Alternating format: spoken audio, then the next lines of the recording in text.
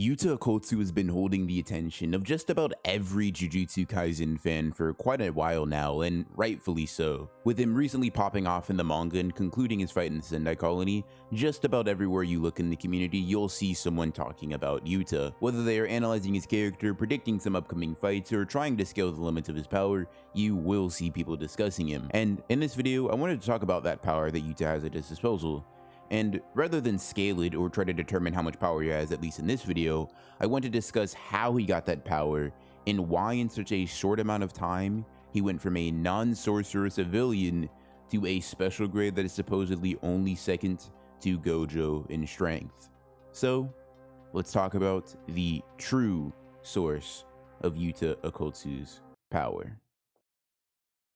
When discussing Yuta and the source of his power, one thing that might immediately pop into the minds of many people is Rika. Rika is the source of Yuta's overwhelming power, and while I understand the line of reasoning, I do think that it is not true. It's a little bit of a misconception within the community. In Jujutsu Kaisen Volume 0, it is expressly shown to us that what makes Yuta such a dangerous opponent, even other special grade sorcerers like Geto, is Rika, the Queen of Curses. And I think that at a basic level, it is true that for a time, Rika was his strength. While Yuta was an amateur sorcerer, Rika's overwhelming intensity and aggression allowed him to fight on even ground with opponents that he otherwise wouldn't be able to. As shown in his final showdown with the Cursed Spirit Manipulator, Rika was able to assist Yuta physically in combat by watching over and guiding his movements. And on top of this, she grants him an insane amount of curse energy, so much so that it is stated on several occasions in the series that it is boundless or endless in nature. This would pretty reasonably lead people to believe that Yuta is strong because of Rika. However, after spending a bit of time thinking about their dynamic and the reason Rika exists, I have to say that this line of thinking is a bit backwards. I think that Rika is strong because Yuta's curse on her was strong, and that strength was then manifested into a vengeful curse spirit, and she is merely lending Yuta back his own power. For some of you, this may seem a little far-fetched, but for all of my fellow manga readers, you should know that this logically follows. I'll try not to delve too deeply into manga spoilers for all my anime onlys, but I will say this.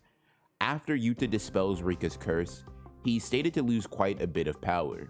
However, after just 3 months of what we can assume to be training, Yuta regains the title of special grade and becomes a sorcerer stated to be second only to Gojo Satoru. If Rika was the source of his power, if her existence is what created his abilities, how was he able to become so powerful again, especially in a mere 3 months? The answer to this question is pretty simple. Rika is not and has never been the source of Yuta's power and abilities.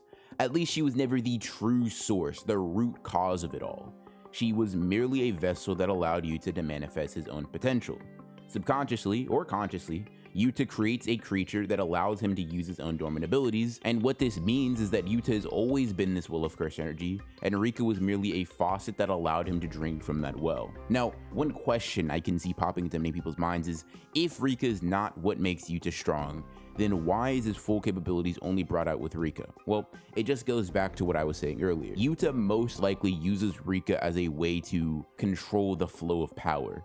Without Rika being out, he has a certain level of power that is maybe low tier special grade sorcerer, but when he brings out Rika, when he fully manifests the ability that allows him to fully access his potential, he becomes a top tier special grade that is second only to Gojo. But this raises another pretty important question. If Rika isn't what made Yuta so strong, if she wasn't the origin of his power, what is? What could have possibly made a seemingly normal kid like Yuta into a powerhouse of the Jujutsu Kaisen universe? To answer this question, we must look at curse energy as a power system and understand some of the roots of strength in Jujutsu Kaisen. Curses are constructed from negative emotions. Because of this, so is cursed energy. Emotions like anger, regret, or sadness all lead to the creation of the quintessential energy of the universe in Jujutsu Kaisen.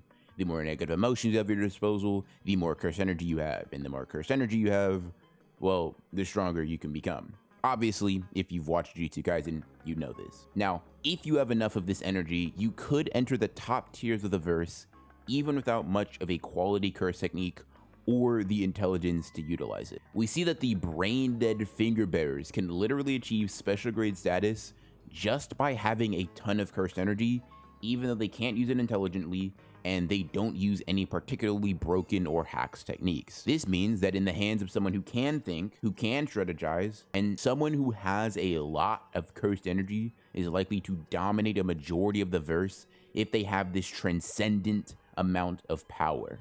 So, if you're like Yuta and have boundless amounts of cursed energy, paired with being able to copy other techniques, you are basically guaranteed to be powerful. Yuta has access to these insane amounts of power for two main reasons. The first is his lineage.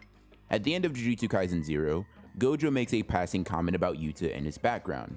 He states that he and Yuta are very distantly related, but more importantly, he says that Yuta is a descendant of Michizane Sugawara, someone who was implied by Maki, Toge, and Panda to be a very big deal within the sorcerer world. In fact, Maki says that he was one of Japan's big three vengeful spirits. This means that Yuta was most likely primed from birth to be strong. Seeing as how lineage and innate power are two things essential to making strong sorcerers, as stated by Gojo in chapter 12, and shown through the power of the big clans, it'd make quite a bit of sense for the descendant of a big shot sorcerer to be naturally inclined to big pools of cursed energy. However, I don't think this is the end all be all, because even Satoru, a direct descendant of the Gojo clan and an unrivaled prodigy in his era, doesn't have the same amount of cursed energy as Yuta. In fact, Yuta states outright that his raw reserves of power overshadows his senses. This means it's likely that his lineage is a relevant factor, but not the only one that contributes to his massive pools of energy. This is where the second reason for his cursed energy comes in, and that is the fact that he probably has a very deep well of negative emotions, even relative to other sorcerers within the verse. You see, Yuta is a very troubled kid who has explicitly shown quite a bit of self-loathing for himself, at least early on in his journey. I mean, in the very first appearance of his character, he attempts to off himself, with him only being stopped by Rika. And we see rather consistently that he's a gloomy looking person that even puts Megumi's reserved demeanor to shame. If I'd had to wager, I'd say Yuta is competing to be one of the most innately negative people in the entire series of Jujutsu Kaisen. Now, he has a perspective of being blessed and does like his life now, but seeing Rika die at a young age no doubt scarred him psychologically, and the fact that he was burdened with a very violent and volatile cursed spirit probably didn't help that psychological scarring. So even though he's reformed now and feels better now, he probably already has deep-rooted trauma that contributes to his overwhelming ability. Yuta had to distance himself from his own family, he was bullied, and overall, he just didn't seem to have any sort of light in his life between the time Rika died and when he entered Jujutsu Technical School. Even now, it's sort of implied that Yuta doesn't really value himself as much as an individual entity. In his first mission as a sorcerer and when fighting Geto, we get insight into how he truly feels. Yuta's value seems to come from other people needing him, from other people confirming his existence, and from being friends with others. He can't stand the pain of loneliness, and because of that, he's willing to throw logic to the wind if it allows him to avoid that pain again. If he must sacrifice himself and his morals in order to keep his friends alive, to keep people relying on him, Yuta will do it. He even admits to Geto in their conflict that Geto may be right. Because of his lack of knowledge of the sorcerer world, Yuta has no idea of who is right and who is wrong. But at the end of the day, he doesn't care. Geto harmed his friends, he attacked his new home, and he attacked his very way of life. And in order to protect it, to protect himself, Yuta must kill him. At such a young age, Yuta can resolve himself to take the life of a person who may not even be morally incorrect, at least from his perspective. And I think this shows quite a bit of inner darkness that Yuta struggles with.